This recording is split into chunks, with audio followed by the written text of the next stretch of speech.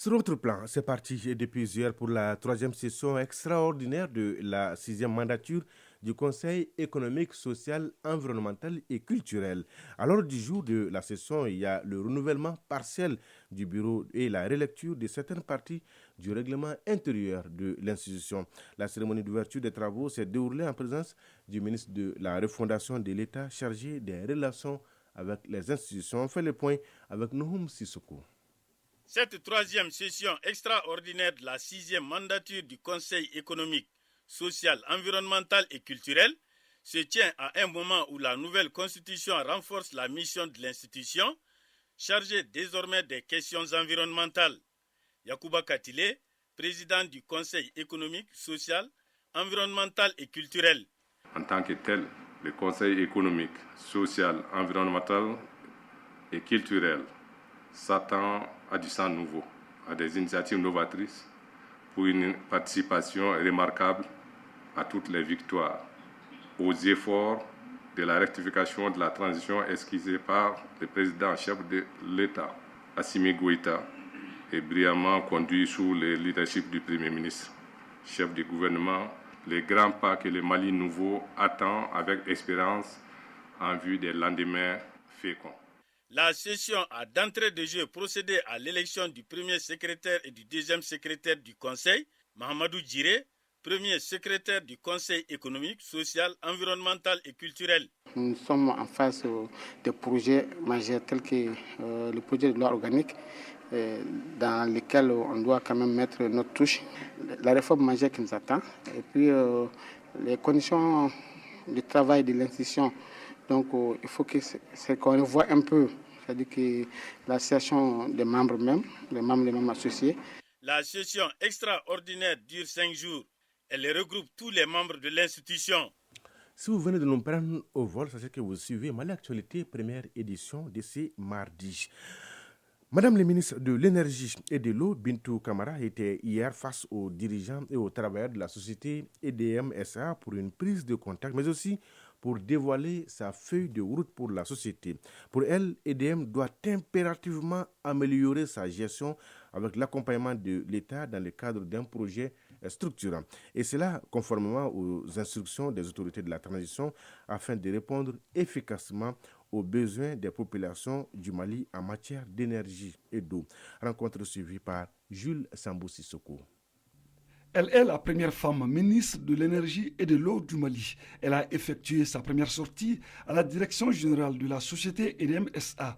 Il s'agit de Mme Bintou Kamara, à la tête d'un département stratégique. Depuis des années, EDM SA est confronté à d'énormes difficultés dans la production, le transport et la fourniture de l'électricité, sa première vocation.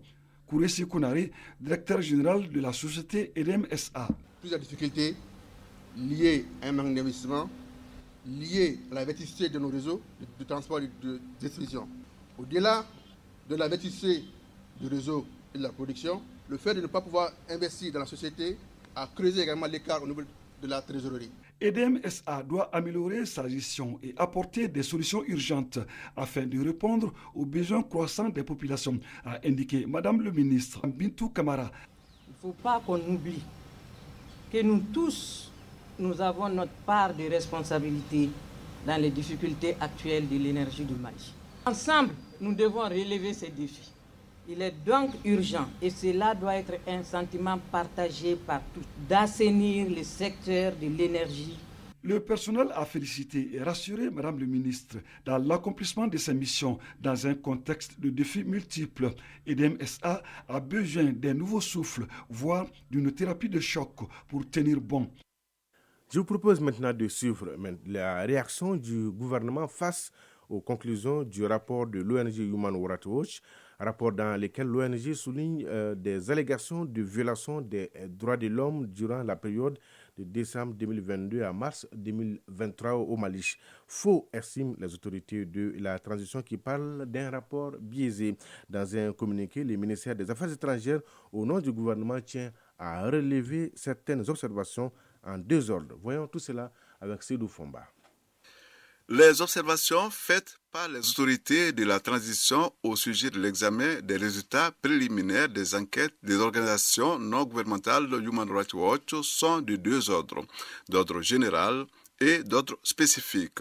S'agissant du premier ordre, le gouvernement du Mali souligne qu'il entretient des rapports très étroits avec la quasi-totalité des organisations de défense des droits de l'homme. Et à ce titre, souligne-t-il, les responsables de la justice ainsi que ceux des femmes rencontrent régulièrement certaines structures, notamment la Commission nationale des droits de l'homme, CNDH, l'Association malienne des droits de l'homme, AMDH, Amnesty International et Human Rights Watch pour des échanges sur la situation des droits de l'homme au Mali.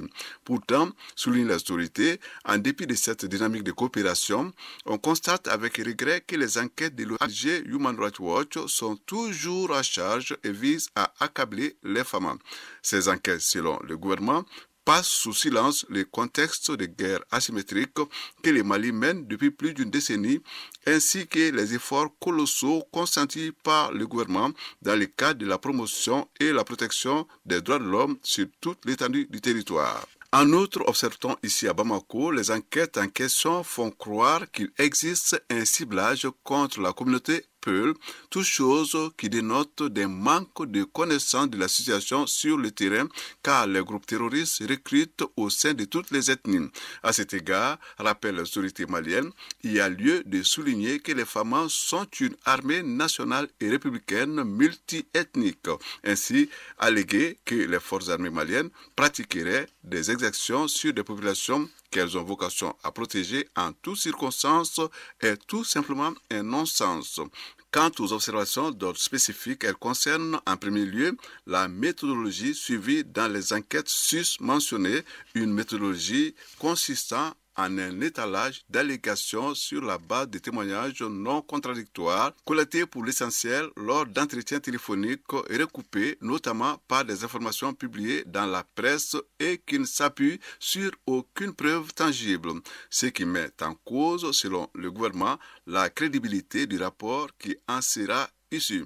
Les autorités rappellent que tous les suspects appréhendés des opérations sont systématiquement mis à la disposition de la prévôté pour des fins d'enquête. Le gouvernement s'insurge particulièrement contre les graves accusations de représailles contre les villageois et des punitions collectives à leur encontre et déplore la légèreté avec laquelle de telles allégations sont faites.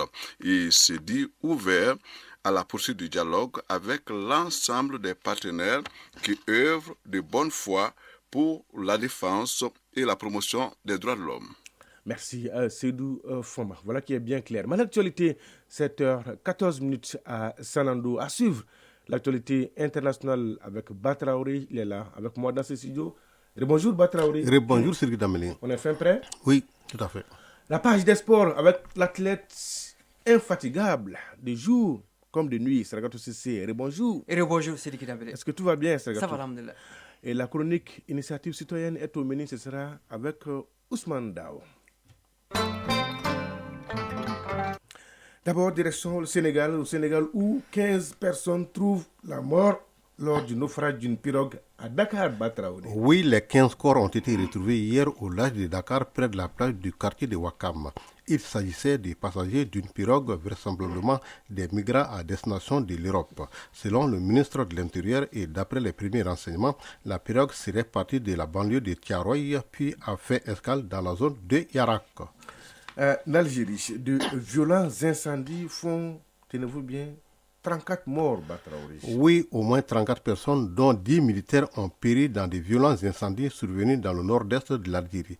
Cela s'est passé dans la nuit de dimanche à lundi, selon un bilan publié hier soir par le ministère de l'Intérieur.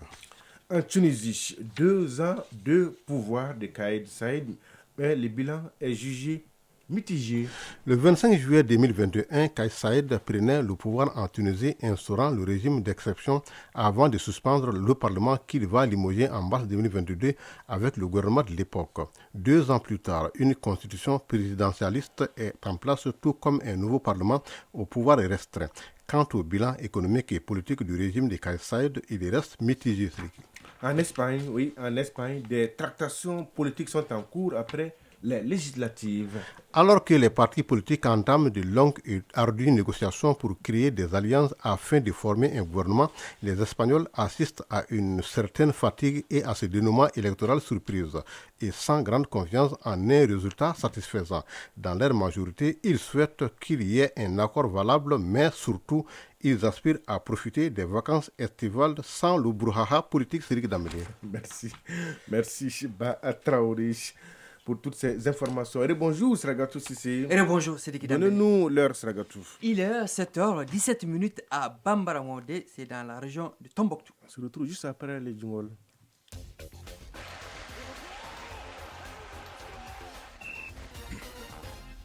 Et oui, championnat national de handball Sragatou, place à la troisième place dans les séries dames et messieurs. Oui, chez les dames, à retenir AS Biton de Ségou Isfas, Sony AC de Gao, Centre Omnisport de Missabougou et Sigui de Kai, Mameracé de Kati. À suivre chez les messieurs Sigui de Kai, Centre Maïga de la base et AS Commune 2 Dévo Club de Mopti. Toutes ces rencontres comptant pour la troisième journée se déroulent dans la salle Abdallah Maman Haïdra du stade du 26 mars. Retour au Bercail avec des fortunes diverses des équipes nationales de basket, des moins de 16 ans, filles et garçons, et des moins de 19 ans, filles. La première sélection nationale du Mali a foulé le sol et les moins de 19 ans, filles. Elle est arrivée ce mardi vers 2h du matin. Les Aiglons se sont classés 5e sur 16 en Espagne.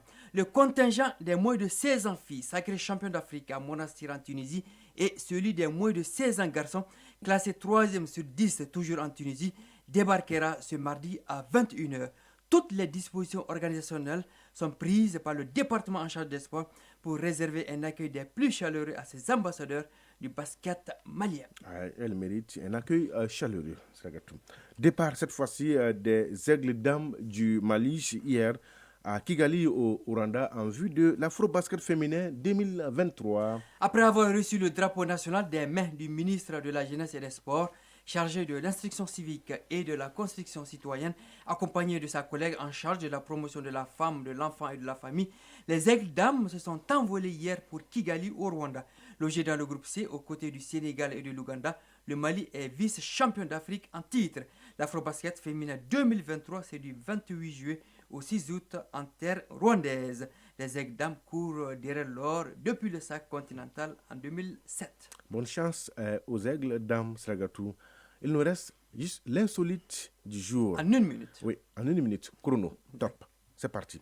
À l'intérieur du pays, un président d'une équipe fait arrêter un match à la surprise générale. Et oui, en plein match, le président, il débarque, il fait arrêter les matchs. À la surprise générale, Sragatou. Les supporters étaient émerveillés par les gestes du président en question. Vous étiez là, vous avez tout suivi, vous avez tout filmé. Racontez-nous tout, Sragatou. Le match opposait deux équipes voisines séparées par un fleuve. On peut qualifier le 10 match de derby. L'équipe A, donc locale, obtient un penalty. La décision de l'arbitre est contestée d'abord par les joueurs de l'équipe B, donc victorieuse, et ensuite par le président de l'équipe. Ce dernier descend sur le terrain, mécontent et fixe le ballon. Non de Dieu. L'arbitre en plein match. L'arbitre demande un autre ballon pour permettre l'exécution de la sentence. Donc il a amené le ballon. En tout cas, non, il l'a pas amené, mais il l'a confisqué dans son bras. Alors, le président, furieux, confisque à nouveau. Il retourne cette fois à sa place. Le deuxième ballon. Il retourne cette fois à sa place après s'être remis mes sentiments. Dans la tribune d'honneur. Tout à fait, en gesticulant de toutes ses forces. Alors, le président est doté d'un pouvoir mystique selon nos sources. Ah bon? Oui. Alors, quel pouvoir? Le troisième ballon est réquisitionné cette fois, se transforme, tenez-vous bien, en chat. Il miaule d'ailleurs. Un quatrième ballon est mis en jeu pour la sentence. Cette fois, le ballon devient un chien. Naturellement, il aboie. Alors, dans l'univers des animaux... Le ballon qui devient un chien qui aboie en plein milieu du terrain. Tout à fait. Dans l'univers des animaux... Et ça, c'est l'œuvre du président. Oui, tout à fait. Le président, il ne badine pas. Dans l'univers des animaux, un chat et un chien ne cohabitent pas. Alors, vous devinez le reste. Le match est arrêté et un autre spectacle commence. Initiative citoyenne. Le développement par nous-mêmes.